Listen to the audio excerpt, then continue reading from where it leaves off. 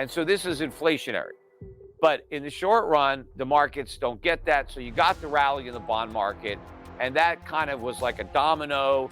Gold rallied about 20 bucks. Again, why? Oh, weak economy means the Fed can cut rates. They think that's bullish for gold. Gold went up. What's bullish for gold is the inflation. That's why this number was bullish for gold. Welcome to today's analysis, where we delve into the intricacies of market dynamics. In this segment, Peter Schiff examines the curious relationship between inflation and market reactions. As inflationary pressures loom, the market's immediate response might surprise you. Stay tuned as we dissect the recent rally in the bond market and the unexpected surge in gold prices.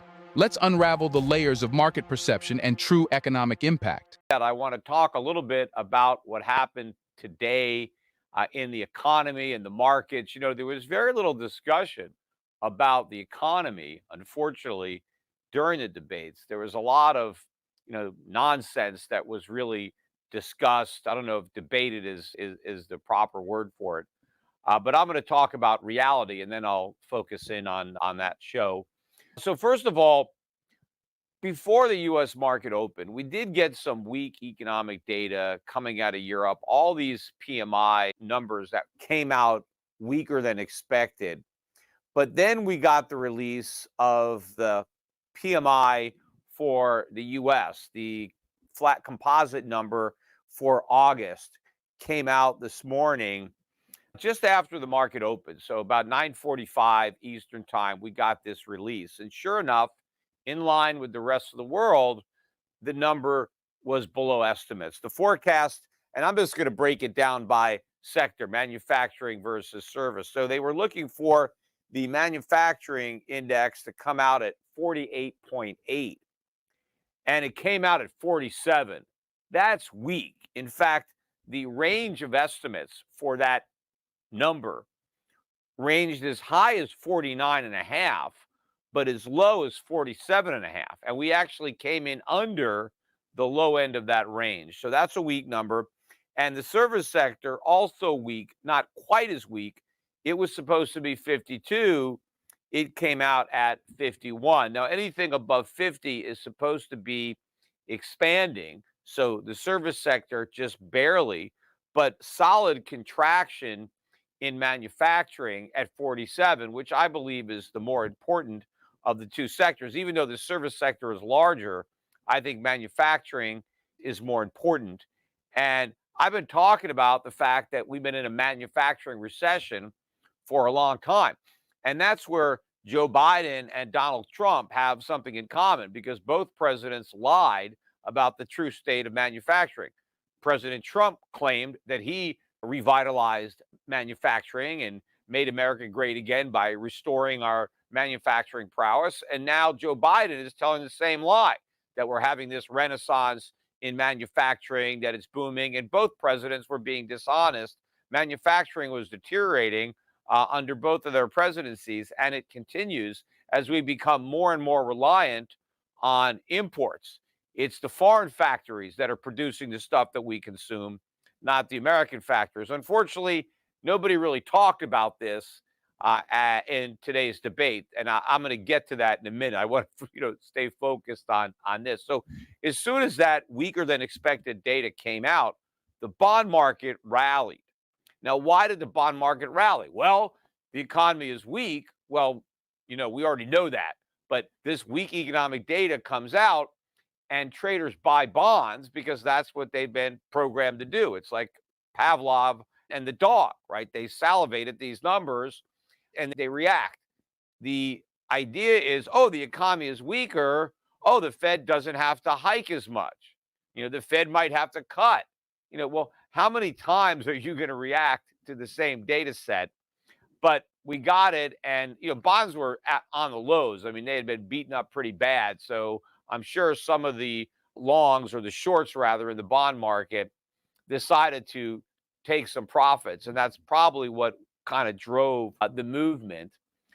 But the theory is wrong, and I've been discussing that on this podcast. A weak economy is not good for bonds. The idea is that it just means that the Fed is going to be easier, but that just means that inflation is going to be stronger. The real enemy of bonds is inflation, especially US Treasuries, where it's not really default that is your risk, but devaluation, depreciation, inflation is what drives down the value of the dollar, and that drives down the value of bonds. Again, too much money chasing too few goods, that's what causes prices to go up. Well, if manufacturing is going down, what does that tell you about the supply of goods? Well, it's going down too, or not going up as much as we need it. So you're shrinking the goods that are available to be bought. That means goods prices should go up. At the same time, if the economy really is weakening, the government is ultimately going to run bigger deficits. The Fed's going to have to monetize those deficits. I mean, they're not going to have to, but they will, because if they don't, well, everything's going to collapse. And so we already know that given the choice between allowing a financial crisis or any kind of crisis to happen or printing money, that's what they're going to do. They're going to print money. They're going to create inflation because they think that's the lesser of the two evils. And they have the ability to use that as their kind of, get out of jail free card, except it's not free. It's actually very expensive, but that's what these politicians do. And so a weakening economy leads to bigger deficits. It leads to ultimately a weaker dollar and, more money printing.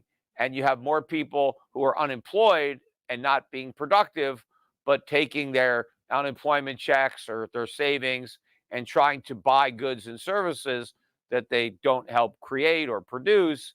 And you have more money chasing fewer goods. And so this is inflationary. But in the short run, the markets don't get that. So you got the rally in the bond market. And that kind of was like a domino. Gold rallied about 20 bucks. Again, why? Oh, weak economy means the Fed can cut rates. They think that's bullish for gold. Gold went up. What's bullish for gold is the inflation. That's why this number was bullish for gold, because it means more inflation, not less. It should have been bearish for bonds too, but the bond traders don't get that. But gold was up about 20 bucks. In fact, it's up another $5 or so this evening as I'm doing this podcast. We're now at about 1920. So we were below 1900 this morning. And so now we're back above that level. Again, I've been saying on this podcast, that's the support. Anything below 1900 is a pretty strong buy. So far, anything near 2000 has been a pretty good sell. But I think eventually it's the resistance at 2000 that's going to give way, not the support at 1900. In fact, I think the support is getting stronger as the resistance overhead is getting weaker. So the gold market went up.